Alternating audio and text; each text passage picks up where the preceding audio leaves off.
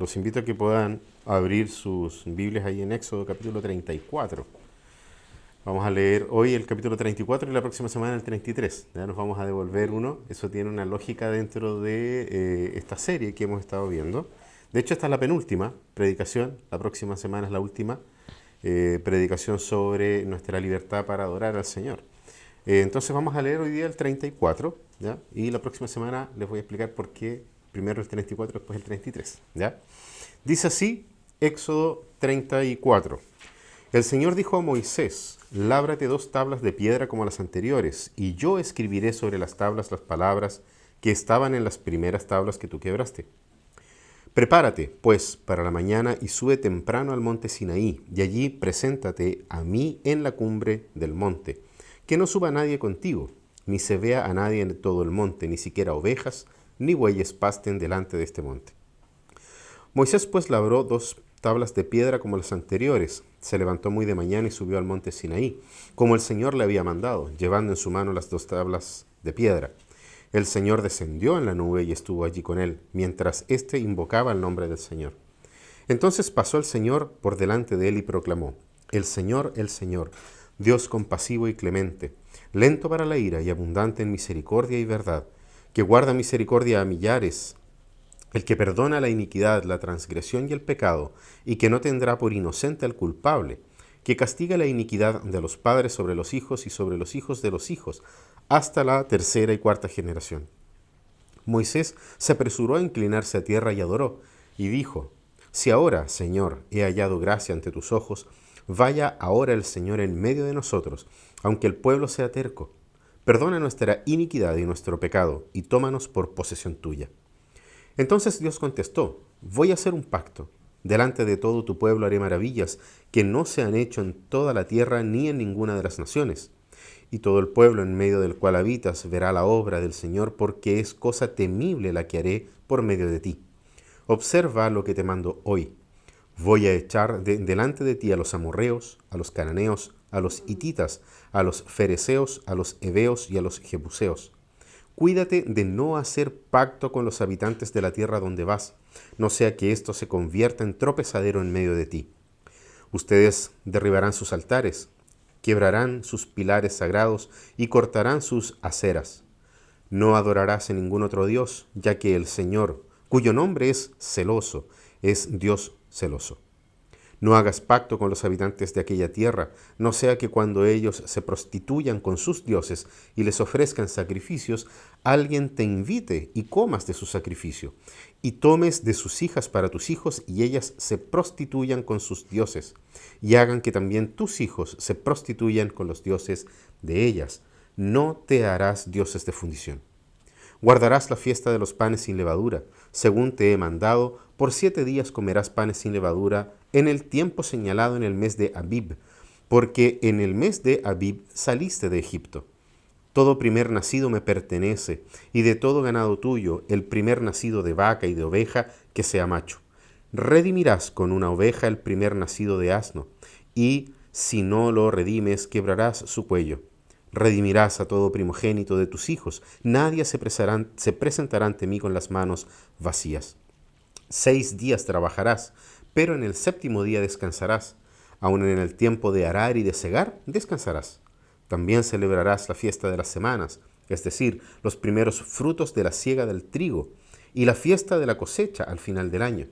3 veces al año se presentarán todos tus varones delante de Dios, el Señor, Dios de Israel, porque yo expulsaré a las naciones de tu presencia y ensancharé tus fronteras, y nadie codiciará tu tierra cuando subas 3 veces al año a presentarte delante del Señor tu Dios. No ofrecerás la sangre de mi sacrificio con pan leudado, ni se dejará nada del sacrificio de la fiesta de la Pascua hasta la mañana. Traerás a la casa del Señor tu Dios las primicias de los primeros frutos de tu tierra. No cocerás el cabrito en la leche de su madre. Entonces el Señor dijo a Moisés, escribe estas palabras, porque conforme a estas palabras he hecho un pacto contigo y con Israel. Y Moisés estuvo allí con el Señor 40 días y 40 noches. No comió pan ni bebió agua. Y escribió en las tablas las palabras del pacto, los 10 mandamientos. Cuando Moisés descendía del monte Sinaí con las 2 tablas del testimonio en su mano, al descender del monte, Moisés no sabía que la piel de su rostro resplandecía por haber hablado con Dios. Al ver a Aarón y todos los israelitas que la piel del rostro de Moisés resplandecía, tuvieron temor de acercarse a él. Entonces Moisés los llamó, y a Aarón y todos los jefes de la congregación regresaron a él, y Moisés les habló. Después se acercaron todos los israelitas, y él les mandó que hicieran todo lo que el Señor había hablado con él en el monte Sinaí. Cuando Moisés acabó de hablar con ellos, puso un velo sobre su rostro. Pero siempre que Moisés entraba en la presencia del Señor para hablar con él, se quitaba el velo hasta que salía. Siempre que él salía, decía a los israelitas lo que el Señor le había ordenado. Los israelitas veían que la piel del rostro de Moisés resplandecía y Moisés volvía a ponerse el velo sobre su rostro hasta que entraba a hablar con Dios. Bien, acá nosotros tenemos hartas cosas bien interesantes, entre ellas este tema del resplandor del rostro de Moisés, ¿sí? Y tiene algún sentido bien interesante, y que la razón por la cual la próxima semana vamos a estar leyendo el 33 es justamente por la potente relación que existe entre el libro de Éxodo y el Nuevo Testamento, ¿ya? Porque a diferencia de lo que nosotros podríamos pensar, el libro de Éxodo particularmente tiene una profunda relación con el Nuevo Testamento, ¿ya? De hecho, si nosotros pensamos bien, en el Éxodo están las palabras que Jesús toma en la cena, cuando Él instaura la cena del Señor y dice, este es nuevo pacto en mi sangre. Son las palabras de Moisés, cuando Moisés dice, esta es la sangre del pacto, ¿ya? Jesús mismo habla y toma del Éxodo, de lo que Dios reveló en el Éxodo, para poder decir que ahora la sangre que Él iba a derramar en la cruz es la sangre del pacto mencionado por Moisés allá atrás en el libro de el Éxodo. Nosotros vemos también a Cristo como el Cordero de Pascua definitivo. Eso es algo que brota desde la propia Escritura, como cuando se ve aparecer a Jesucristo y dice la Escritura en el Nuevo Testamento, he aquí el Cordero de Dios que quita el pecado del mundo. Ahí está el Cordero Pascual que fue establecido en el libro de Éxodo. En el libro de Hebreos nosotros también encontramos, por ejemplo, que se nos muestra al Cordero como Cristo. Nosotros vemos allí diciendo que es justamente Cristo el que viene a completar, a cumplir plenamente la ley de Moisés, y por esa razón Él en su sangre establece un nuevo pacto, ¿ya? Entonces nosotros tenemos todo el libro de Hebreos hablándonos también sobre eso, pero hay un libro que destaca mucho, ¿ya? Y que son 2 libros, la verdad, que destaca mucho su relación con el libro de Éxodo, pero es un mismo escritor, que es el Evangelio de Juan y el libro de Apocalipsis. Juan está todo el tiempo interactuando con el libro de Éxodo. De hecho, cuando comienza el libro del Éxodo, nos hace referencia a Génesis, e inmediatamente salta el libro de Éxodo, mostrándonos a Jesucristo como el cumplimiento de todas las cosas que estaban allí. Y en el Apocalipsis es mucho más evidente aún, porque nuevamente nosotros tenemos a Jesucristo como el Cordero. Allí está el Cordero inmolado, ¿ya? Dice que estaba desesperado, ¿cierto, Juan? Porque veía la santidad y decía, vamos a morir todos frente a esta santidad. Fíjense en la relación que hay acá con Moisés hablando con Dios y la gente asustada, la gente con temor de todo lo que estaban viendo. Y luego inmediatamente nosotros vemos de que aparece el Cordero, ¿eh? El Cordero que permite estar delante de la presencia de Dios. Es lo que Dios había dicho. Es a través de la sangre del Cordero que ustedes pueden estar delante de mí. Nadie puede venir con las manos vacías, acaba de decir la Escritura. Ese es Dios el que está hablando. Pero también nosotros vemos a la mujer, que en el Apocalipsis representa a la iglesia, y la mujer es mantenida en el desierto y es sustentada en el desierto por Dios, igual que el pueblo de Dios en el desierto que fue sustentado por Dios. Nosotros vemos también en el mismo Apocalipsis a la iglesia cantando el cántico de Moisés al frente del mar de cristal. Es el cántico del triunfo luego de que Dios les había hecho pasar por el mar rojo. Es el mismo cántico que la iglesia canta frente a este mar de cristal. Y obviamente las plagas que se mencionan en el Apocalipsis nos hacen igual recordar a las plagas con las que Dios sacó a su pueblo, y que todas las plagas del Apocalipsis ocurren antes de que Dios rescate a su pueblo en el Apocalipsis. Entonces hay una relación muy profunda entre el libro de Éxodo y el Nuevo Testamento, sobre todo dentro de toda la historia de la redención. Pero también hay otro evangelista, no solamente Juan, el que habla de esto. sino que también Lucas, particularmente en la escena donde nosotros vemos en el monte de la transfiguración. No es casualidad que el que está en ese lugar es Moisés. Está con Elías, pero es Moisés el que está en ese lugar. Y en Lucas 9:31 dice que Elías y Moisés estaban con Jesús, hablando con Jesús sobre su salida, sobre su partida en Jerusalén. Eso está ahí en Lucas 9:31. Dice que es como que si Moisés hubiese venido a decirle a Jesús, mira, yo sé de salidas, yo sé bastante de partidas, ¿ya? Déjame compartir contigo estas cosas. ¿Mm? Y es muy interesante porque esa es la forma en que el Nuevo Testamento revela el cómo Moisés se presenta delante de Jesucristo. Vino él a hablar sobre su salida. Y Elías también fue otro que salió. Fue otro que también dejó este lugar, dejó este mundo. ¿Sí? Entonces fíjense, dos personas potentemente hablan con Jesús sobre su partida. Y eso Lucas lo registra. ¿Eh? Y es muy interesante porque éxodo efectivamente significa partida, significa salida. El pueblo salió de su esclavitud en Egipto para adorar al Señor. Esa fue la orden que Dios dio.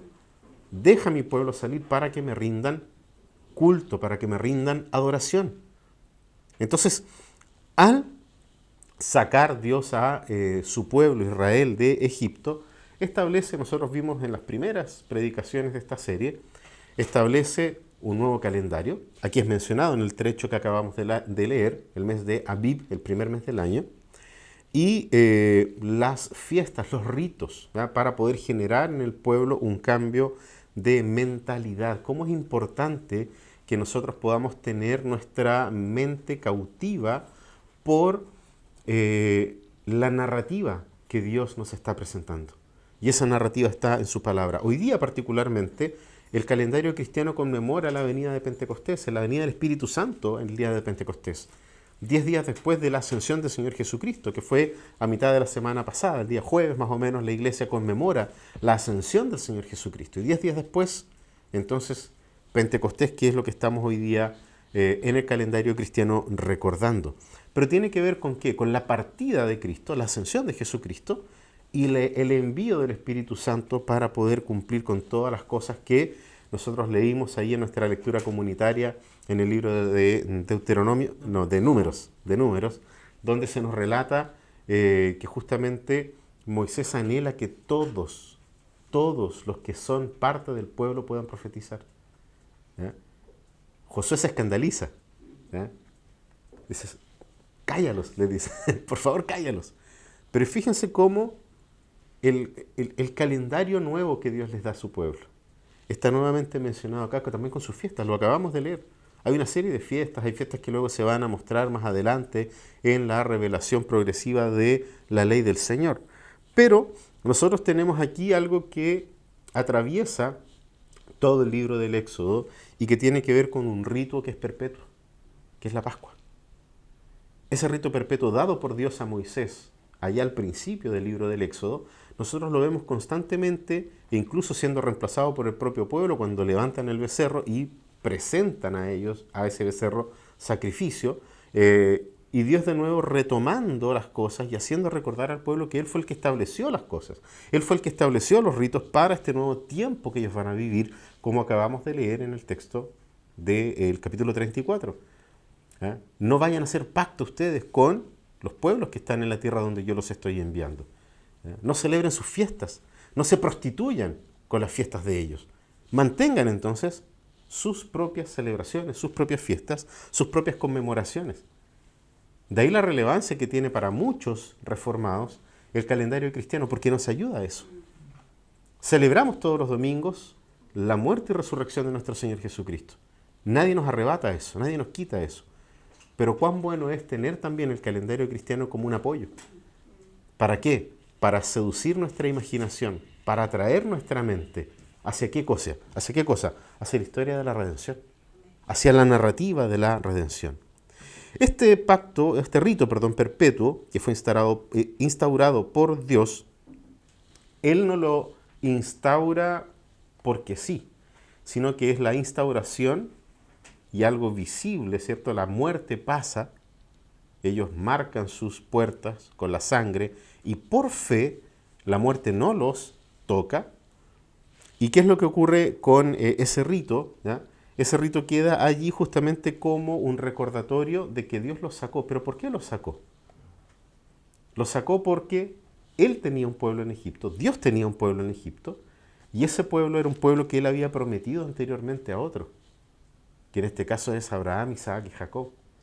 Por lo tanto, el rito está establecido por causa del pacto. Y se nos presenta allí el rito de la Pascua. ¿Para qué? Para recordar el día en que el Señor nos sacó. Porque el Señor prometió a Jacob que iban a pasar 400 años y luego de eso Él los iba a sacar de Egipto. Entonces, fíjense bien, el detalle de el rito se establece por una sola cosa. Dios había establecido un pacto. Y es muy interesante eso. ¿Por qué? Porque nosotros vimos la semana pasada, ¿cierto?, en este arranque de ira que tuvo Moisés, donde quiebra las tablas de la ley, que habían sido labradas y escritas por Dios. Él va y las quiebra. Eso es un símbolo de que el pacto había sido roto. ¿Por qué? Porque Dios ya había revelado los 10 mandamientos varios capítulos antes, en Éxodo 20, y el pueblo en Éxodo 24, luego de escuchar la ley del Señor, habían dicho, haremos todo como el Señor nos ha pedido. Y en el capítulo 30, nosotros vemos que el pueblo rompe el pacto, rompe sus propias promesas, es un pueblo infiel. Entonces el acto de Moisés romper las tablas tiene que ver con una forma visible de ver cómo se había roto el pacto. Y ahora, ¿qué es lo que nosotros vimos acá? La confirmación del pacto. En las palabras del propio Dios, labra tú las tablas ahora porque yo voy a escribir. Y termina escribiendo Moisés. Es muy interesante eso. ¿Ya? En bibliología hablamos de las dos autorías de la palabra de Dios, divina y humana. Lo vemos sumamente claro acá. Dios dice, labra tú las tablas y yo voy a escribir. Y al final del texto dice que Moisés escribió. ¿Ya? Eso es parte del estudio de la palabra del Señor, saber que ella tiene una doble autoría y aún así ella es inerrante. Y aún así la palabra de Dios es la palabra de Dios. No solamente contiene, como algunos malintencionados quieren hacernos creer, sino que ella toda es revelada por Dios y es inerrante. Entonces, fíjense en toda la cantidad de cosas que nosotros tenemos acá. Confirmación del pacto a través de las tablas. Dios está revelando su ser y sus atributos en ese lugar. Y al mismo tiempo, el hecho de que Dios haya hecho esto es en respuesta a que Dios es fiel a sí mismo. Porque no nos olvidemos con quién firmó el pacto Él. Cuando Abraham parte los animales, allá en Génesis 15, dice que Dios hizo caer en profundo sueño a Abraham. ¿Y qué es lo que ocurre después? Estaba semidormido, por lo que nos muestra el texto, tiene que haber estado semidormido, y el Señor pasa en forma de humo y de antorcha. Dos símbolos que vemos en el libro del Éxodo. Constantemente Dios acompañando al pueblo en forma de humo o de nube y en forma de fuego o antorcha en la noche. Entonces, ¿quién es el que firma el pacto? Es Dios que firma el pacto consigo mismo.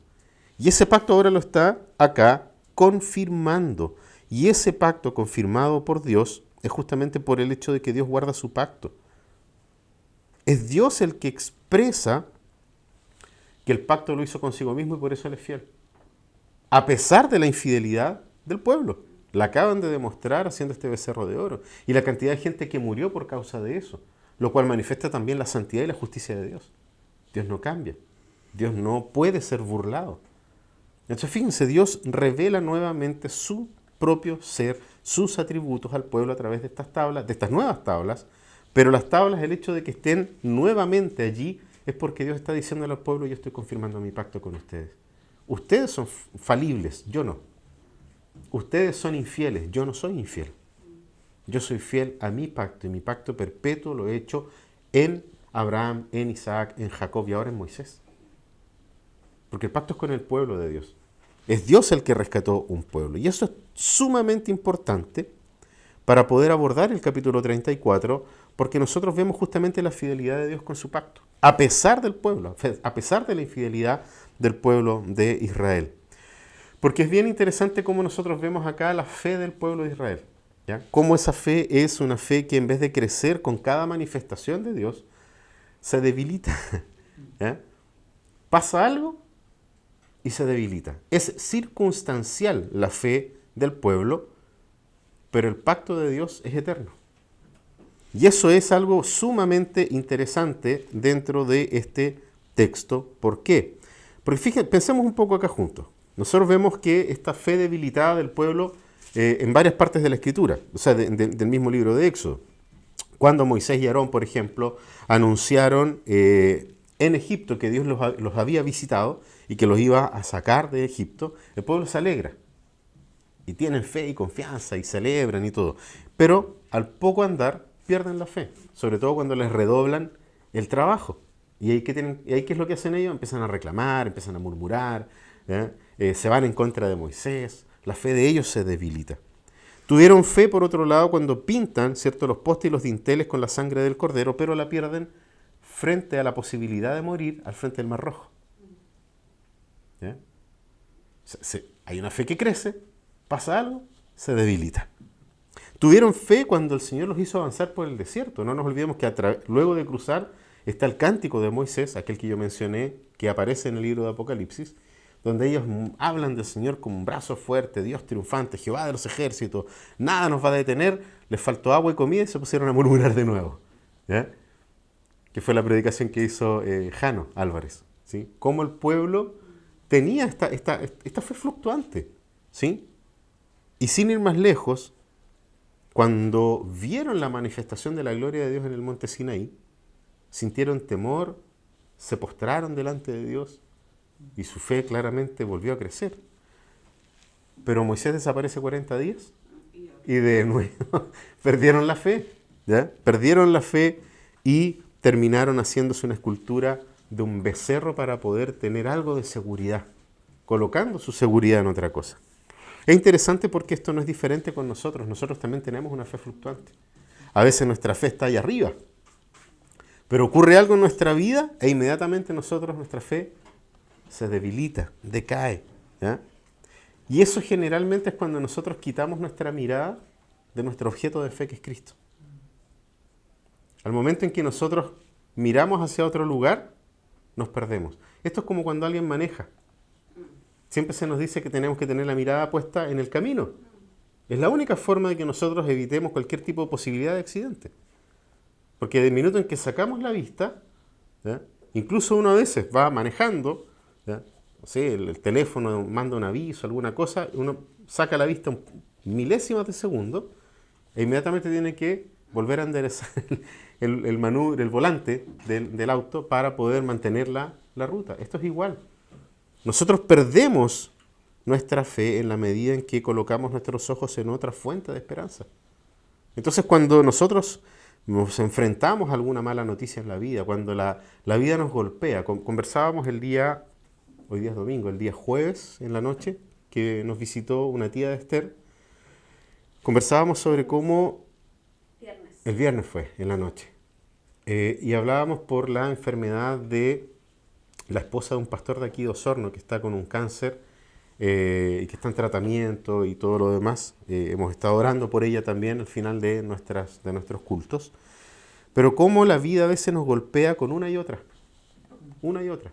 El año pasado, en esta fecha, estábamos con Rubén hospitalizado. Sí, está en la UCI. En la UCI, exactamente. En este día. Un día como hoy, hace un año atrás, Rubén estaba en la UCI. Pero eso había sido después de otra noticia fuerte, que fue el cáncer de mi hermano. Entonces, a veces la vida nos golpea una y otra vez. Y generalmente nos debilitamos en la fe porque por milésimas de segundos sacamos nuestros ojos de nuestra esperanza. Y ahí Dios es misericordia y nos vuelve a llamar. Y nos vuelve a colocar en el camino donde tenemos que andar. Y claro, eso no significa que nosotros no podamos lamentarnos, pero ya dejamos de murmurar. Como pasaba con el pueblo, que se ponía a murmurar inmediatamente. O sea, si hay algo en esta vida que nosotros podemos aprender de toda la historia de Moisés y del pueblo, es que nosotros sí podemos tal vez enfrentarnos a situaciones complejas, difíciles, y clamar así. Moisés siempre clama, la Biblia es súper clara en eso.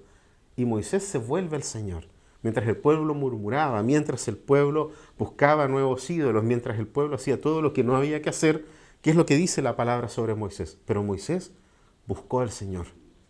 Buscó al Señor. ¿Por qué?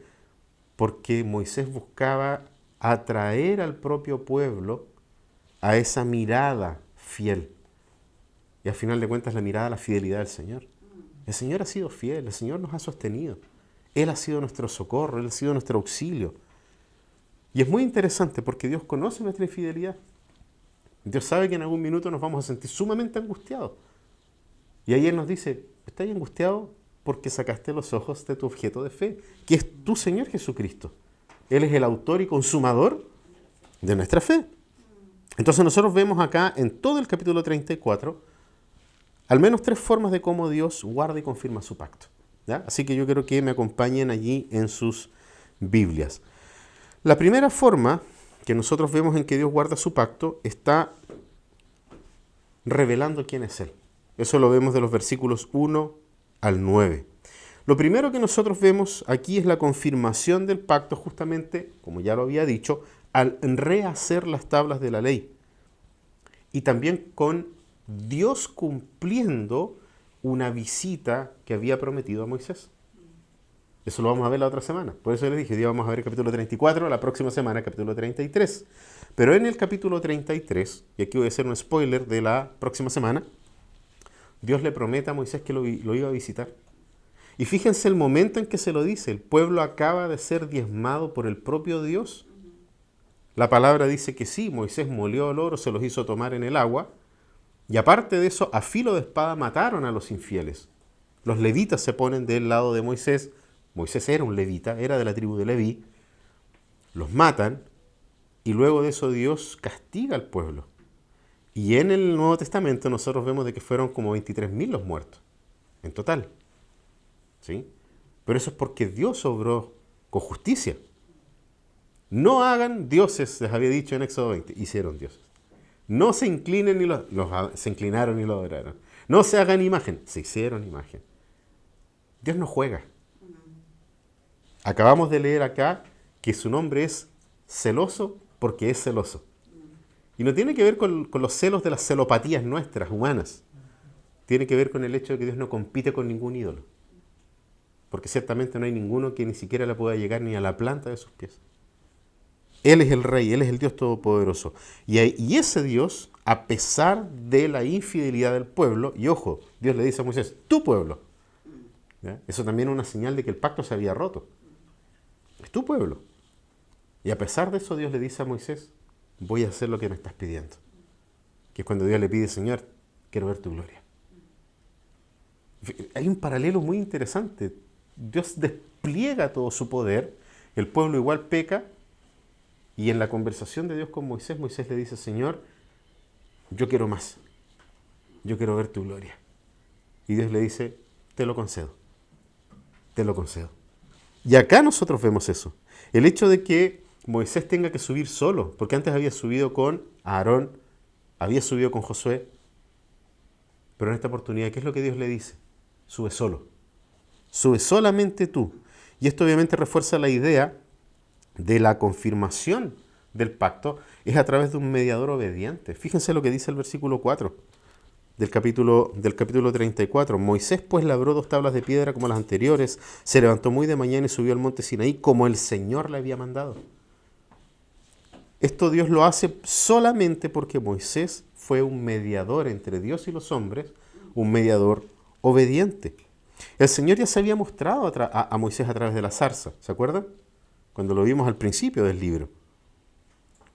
Y en esa revelación, Dios le habla a Moisés. Moisés no le cree. No es que no le haya creído, sino que decía, esto es demasiado imponente, es demasiado relevante lo que está pasando, Señor, confírmame estas cosas. ¿Y Dios qué hace? Fíjense todas las cosas que Dios hace. Primero, bueno, la zarza ardiendo. Después, la vara. ¿Qué tienes en la mano? Una vara. Lánzala. Se transforma en serpiente. Ahora tómala. Se transforma en vara. ¿Qué otra cosa hizo Dios con Moisés para confirmarle a Moisés que él estaba con él? Coloca a Aarón. Bueno, la mano, ¿cierto? La mano con lepra, ¿se acuerdan? Mete tu mano, sácala. Estaba con lepra. Ahora métela. Sácala de nuevo. Estaba limpia. Luego le pone a Aarón, ¿sí? Respalda a Moisés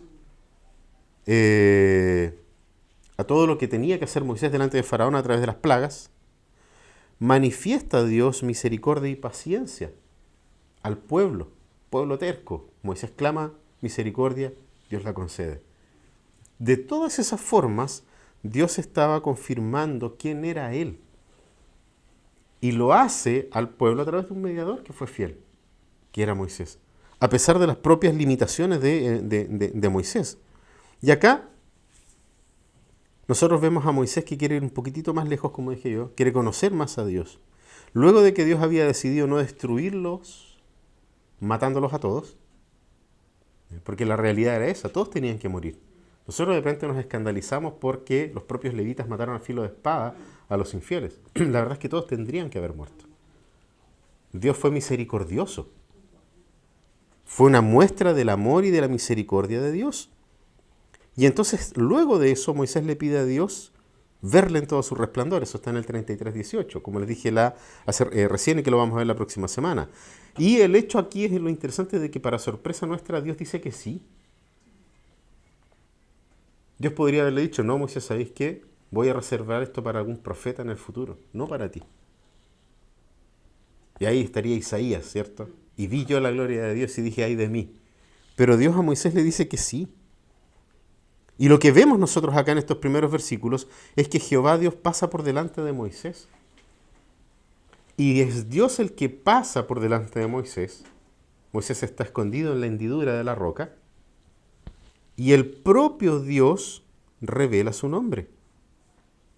Dice aquí que Dios revela su nombre, el Señor, e inmediatamente nombra sus atributos: compasivo, clemente, lento para la ira, abundante en misericordia, abundante en bondad, perdonador, perdona la iniquidad, la transgresión y el pecado, dice el texto acá. Pero también es un Dios justo. Dios revela su propio ser. No nos olvidemos de que el nombre Jehová está relacionado al ser profundo de Dios. No hay otro sino Jehová. Y es el Señor, Dios mismo habla de él estas cosas. Y fíjense que al revelarse, Moisés responde pronto a adorar. Y esto claramente nos recuerda el encuentro de Dios con Moisés en la zarza ardiendo. Cuando Dios le dice a Moisés, quita el calzado de tus pies porque el lugar en donde tú estás es santo. Ahora, nuevamente, Moisés ve este despliegue de grandeza y de poder de Dios e inmediatamente quiere inclinarse a adorar. Moisés aquí percibe que él está frente a una gracia especial de Dios. Dios le había dicho que nadie le podía ver porque si alguien lo veía, moría. Y Moisés está viendo a Dios. Y no solamente viéndolo, está escuchando a Dios pronunciando su propio nombre. Y no solamente está pronunciando su propio nombre, sino que está revelando sus atributos: bondad, gracia, perdón, clemencia, compasión, pero también justicia. Ese es el despliegue de poder que Dios da con Moisés, que le entrega a Moisés en ese momento y en ese lugar. Dios guardando su pacto, revelando quién es Él. Y es interesante, no nos olvidemos que Dios le había dicho a Moisés, los voy a matar a todos y de ti voy a hacer una nación. Y Moisés le dice, Señor, no puedes hacer eso porque tú ya prometiste a otro. Moisés no quiere la fama para sí. Él quiere que Dios cumpla con su pacto. Y Dios le está confirmando el pacto acá. Moisés podría haber codiciado la tierra que Dios le iba a dar a los antepasados. Eso nosotros lo conversamos, lo dijimos hace 1 o 2 atrás. Sin embargo, Moisés aquí, como un representante de un pueblo infiel e idólatra, no le pide a Dios tomar posesión de la tierra. Señor, danos la tierra. Danos nuestra herencia, dirían en algunas iglesias por ahí. ¿Qué es lo que le dice Moisés a Dios? Tómanos tú, Señor, a nosotros como posesión tuya. No me interesa la heredad de la tierra. Lo que me interesa, Señor, es que tú nos tomes a nosotros como posesión tuya. Diría más adelante la Escritura, como la niña de tus ojos. Y Dios está confirmando justamente eso con Moisés. Su pacto con su pueblo. Eso ahí lo que le responde Moisés a Dios está en los versículos 8 y 9. La segunda forma en cómo Dios confirma el pacto, advirtiéndole a Moisés y al pueblo, a través de Moisés, sobre la idolatría. Eso lo vemos de los versículos 10 al 28. Acá Dios ha reafirmado, ¿cierto?, su pacto con este tema de las tablas. Las tablas fueron labradas por Moisés para que Dios las escribiera y coloca a Moisés como garante del cumplimiento.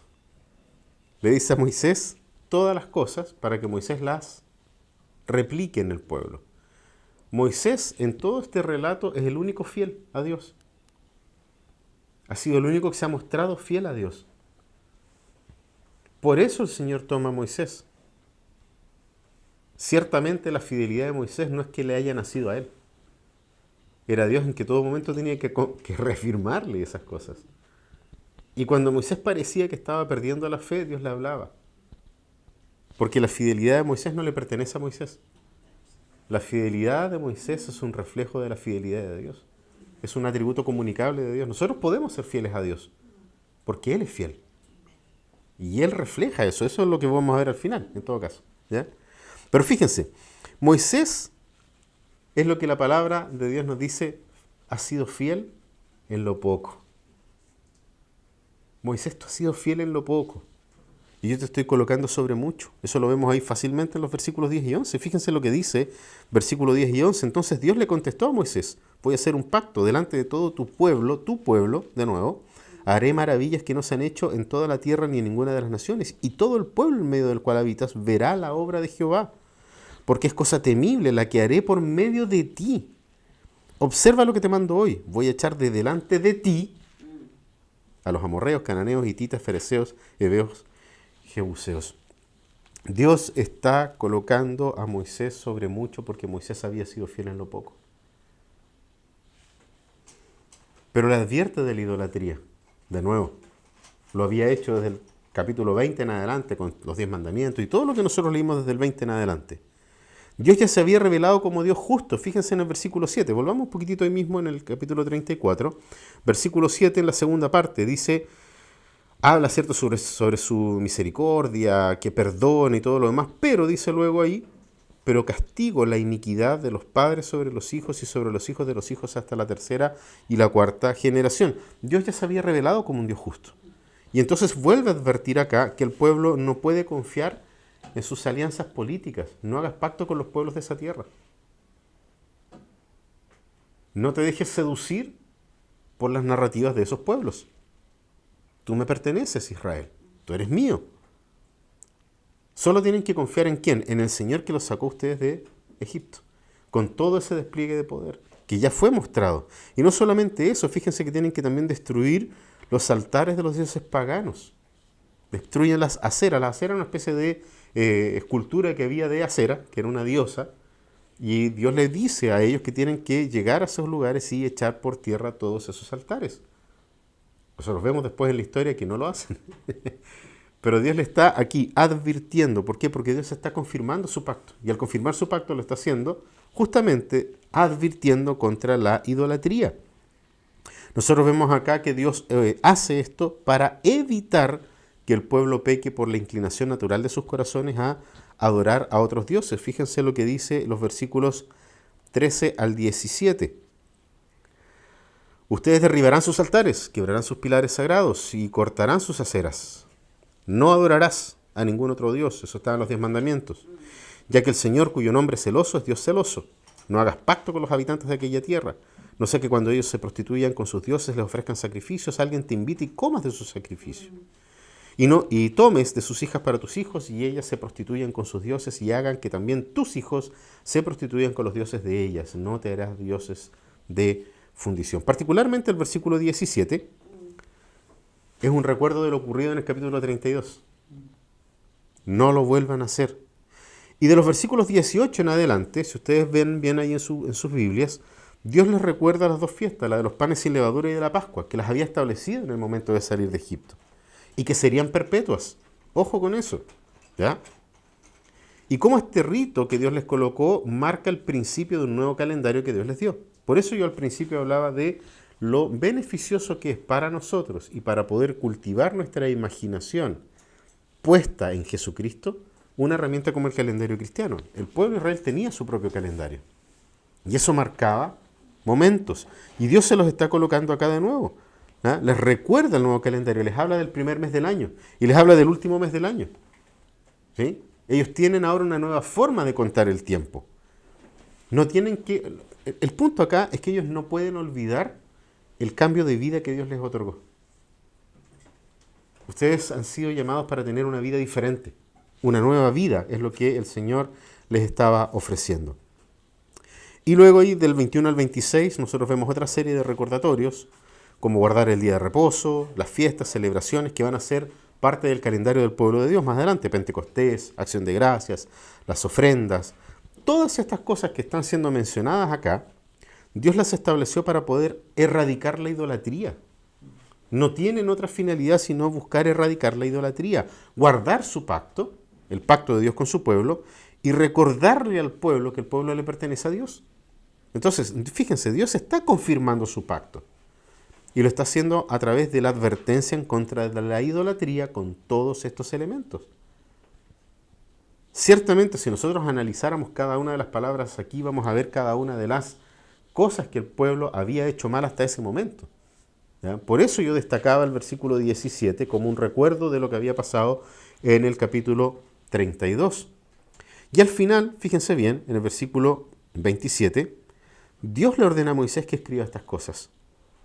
Entonces, fíjense, nosotros conocemos los 10 mandamientos porque Moisés fue obediente.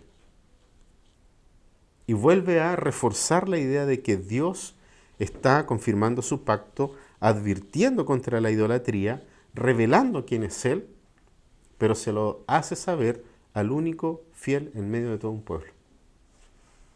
O sea, cuando a veces nosotros hablamos de un remanente fiel, nos imaginamos un montón de gente.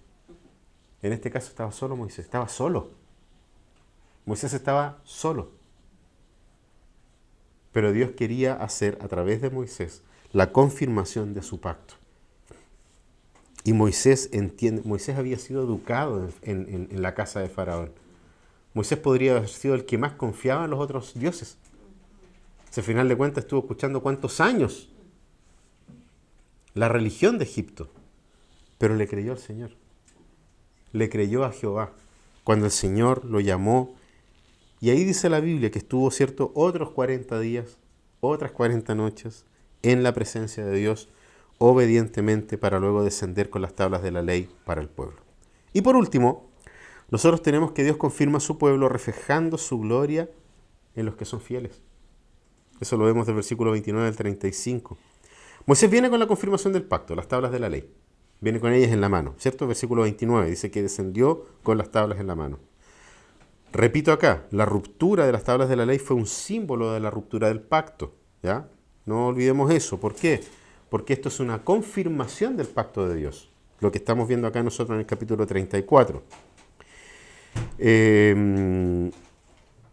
Y ese pacto reconfirmado es en aquel que solamente fue fiel al Señor, que fue Moisés. Ojo, Dios, que había hecho pasar su gloria frente a Moisés, ahora permite que el rostro de Moisés brille. Eso es un fenómeno sobrenatural. Dios podría haber impedido que eso ocurra para que la gente no idolatre a Moisés. Pero Dios lo permite. Dios permite. El mismo Dios que hizo pasar su gloria frente a Moisés, ahora permite que el rostro de Moisés brille delante de ellos. Hermanos, nosotros no podemos ver esto como un hecho aislado, por sobrenatural que sea. ¿Por qué?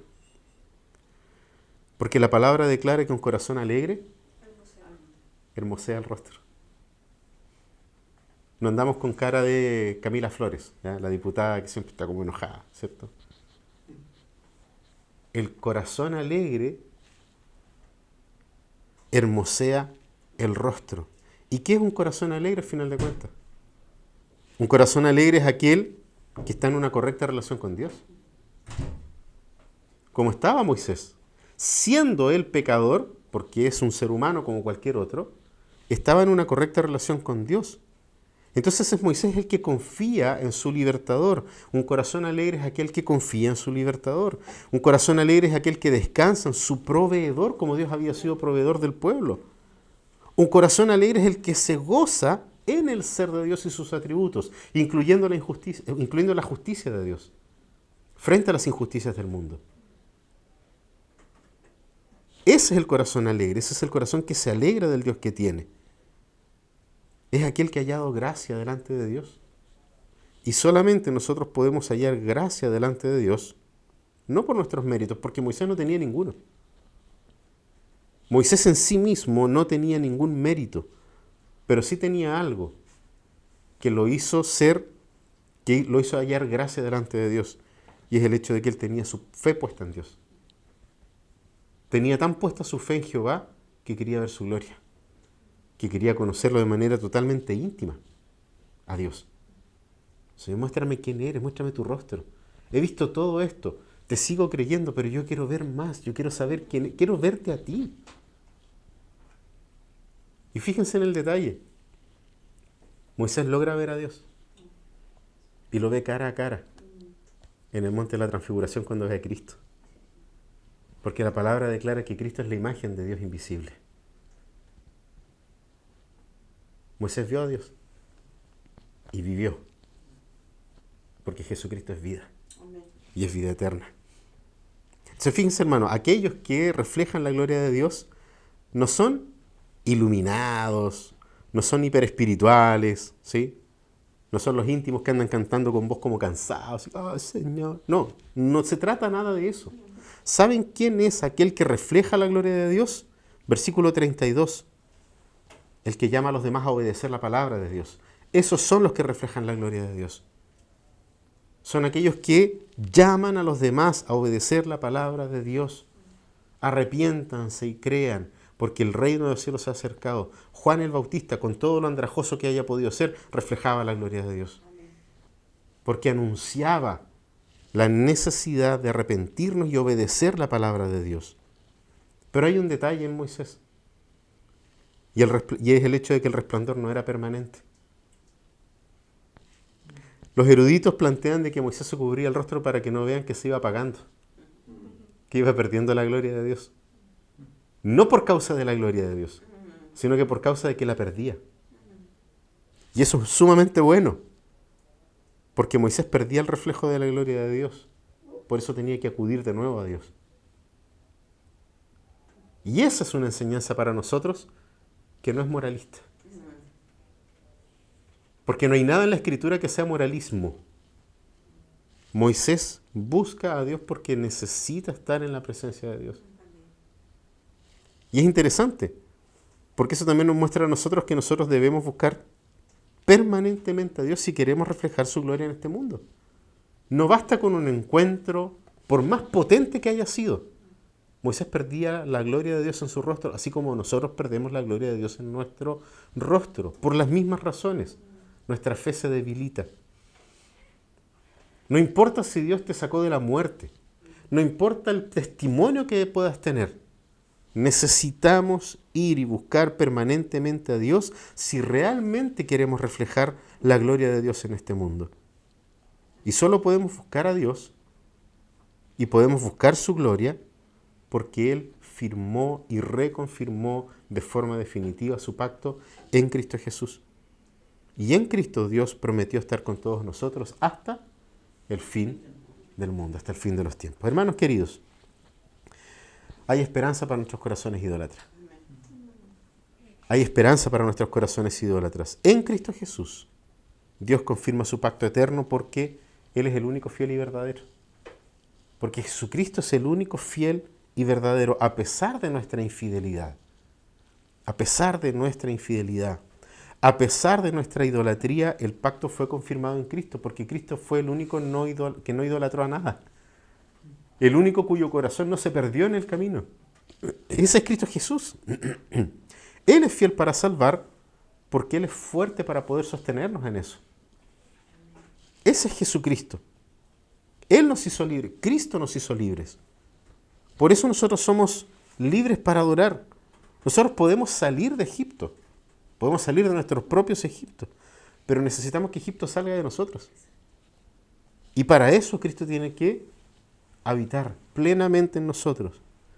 Y por eso Cristo envió su Espíritu Santo, que conmemoramos hoy, Pentecostés. La gloria de Dios está en cada uno de nosotros. ¿Por qué? Porque el Espíritu Santo de Dios habita en aquellos que le buscan. Y el Espíritu nos guía hacia la libertad.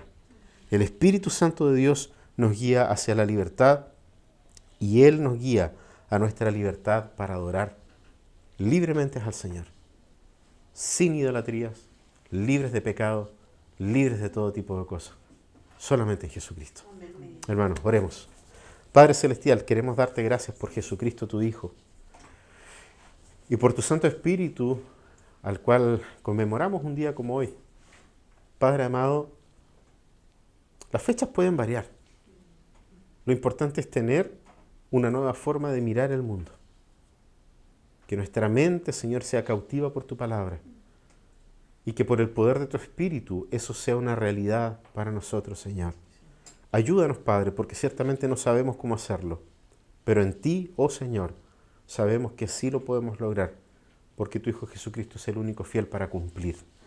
Padre amado, bendito, gracias por confirmar tu pacto eterno con nosotros en Cristo. Gracias porque en Cristo firmaste ese pacto eterno en el cual nosotros hoy día podemos entrar.